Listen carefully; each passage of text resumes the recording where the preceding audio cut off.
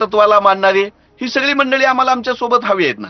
त्यामुळं अजून पुण्यामध्ये वा मुंबईमध्ये आम्ही ज्या ज्या भूमिका घेतल्या त्याच्यामध्ये संविधानाला प्रमाण मानणं, अहिंसेचं तत्व मानणं, सारे भारतीय माझे बांधव आहेत हे तत्व मानणं आणि भारतीय जनता पक्षाचा पराभव करणं या काँग्रेसच्या वैश्विक मूल्याशी आम्ही प्रामाणिक आहोत.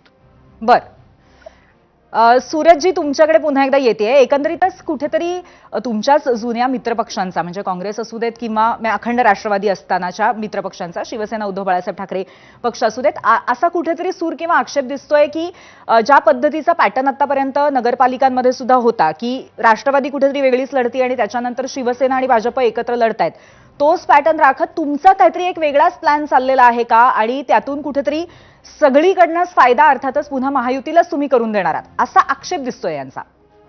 नाही बघा, ते काय बोलतात ते आमच्यासाठी महत्वाचं नाही. महायुती म्हणून आमची पहिली प्रायोरिटी आहे की एकत्र लढण्याची. पण ज्या ठिकाणी आम्ही आमच्या कार्यकर्त्याला न्याय देऊ शकत नाही, ज्या ठिकाणी आमचा सन्मान राखला जाणार नाही, त्या ठिकाणी आम्ही वेगळे विचार घेऊन आम्ही निवडणुकीला सामोरं त्या ठिकाणी जातोय. निवडणुका प्रत्येक पक्ष हा स्वतःच्या फायद्यासाठी लढत असतो, दुसऱ्याच्या फायद्यासाठी कधीही लढत नाही. हे पहिलं गोष्ट तरी आपण लक्षात ठेवलं पाहिजे.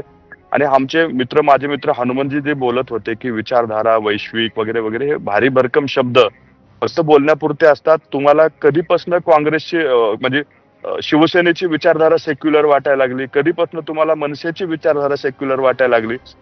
सोयीनुसार आपल्याला जे काही पाहिजे तसं आपण जर बोलत गेलो तर ते वेगळं वाटतं.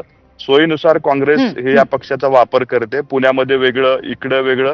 विचारधारा कुठेही जगाच्या कोपऱ्यात असलं तर तीच असते, आपण त्याच्याच खाली काम करत असतो.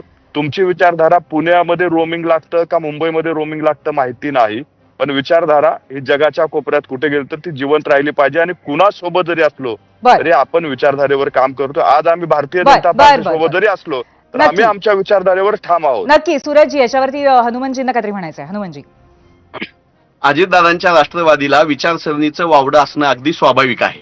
त्यांची विचारसरणी संग्राम जगतापांना अल्पसंख्याक समुदायाला शिव्या द्यायला लावायच्या आणि दुसरीकडे यांच्या पक्षप्रमुखांनी अल्पसंख्याक समुदायाला गोंजारायचं, ह्या दोन्हीच्या मध्ये तरंगत असते. यांची विचारसरणी भाजपासोबत देशभक्तीसाठी नारे देत असते आणि यांच्याच पक्षामधल्या नवाब मलिकांना देशद्रोही म्हणून सहकारी पक्ष बोलत असताना मूग गिळून गप्प बसत असते. त्यामुळे विचारसरणीसाठी काम करणारे आम्ही लोक आहोत. 11 वर्ष विरोधात होतो तरी भारतीय जनता पक्षासोबत कधीही जाण्याचं, सत्ता मिळवण्याचं आणि मलिदा मिळवण्याचं राजकारण आम्ही केलं नाही. संविधान वाचवणे, लोकशाही वाचवणे, धर्मनिरपेक्षता वाचवणे ही आमची विचारसरणी आहे. त्या विचारसरणीसाठी आम्ही 11 वर्ष झालं मानतो. हनुमंतजी, सूरजजी अगदी दोन ओळीमध्ये तुमची कमेंट यावर. नाही, यावरती हनुमंतजीला मी एकच सांगतो की ज्या वेळी या महाराष्ट्रामध्ये ज्या वेळी विचारधारेच्या विरोधात बोललं गेलं तर पहिलं स्टेटमेंट हे अजितदादा पवारांचे. कटेंगे तो बटेंगेचा नारा ज्यावेळी इथं दिला गेला ते अजितदादांनीच त्याला विरोध केला होता. संग्राम जगतापांच्या बद्दल सुद्धा अजितदादांनी खडडून टीका केली होती आणि त्यांना नोटीस पाठवून त्या ठिकाणी समज दिला गेला होता. पक्षातून विचारसरणीच्या विरोधी बोलतायत तर त्यांना पक्षातून निलंबित करा ना.